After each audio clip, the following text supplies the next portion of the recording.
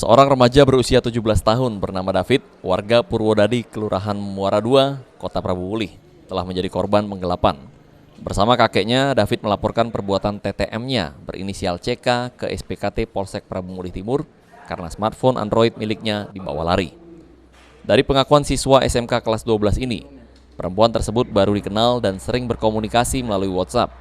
Kejadian naas itu terjadi pada malam Minggu 23 Oktober lalu. Pelaku yang masih berumur 14 tahun berpura-pura meminjam HP milik korban untuk menghubungi temannya di depan SMP Negeri 2 Kota Prabu Mulih. Akan tetapi hingga saat ini tersangka tidak diketahui keberadaannya dan tidak dapat dihubungi. Sampai para bedding kawan dia itu, kami tidak tahu bedding kawan dia itu di mana. Dia nunjuk di depan SMP 2. Dia minjem HP kak, HP aku habis baterai katanya. Aku nak sampai di kawan aku, dia tidak jadi keluar, dia malam harus maling-malingan. Jadi kita nunggu di sini baik katanya. Lagi aku ngechat dia nunggu di mana lagi. Yo sudah aja. Pinjami tidak balik-balik. Lah berapa lama gitu kenal sama dia? Kenal tuh ibarat tadi kenal lama, cuman kumpul-kumpul jarang kan. Kenal di mana? Kenal dekat rumah tuh lah, dia galak main di rumah kan.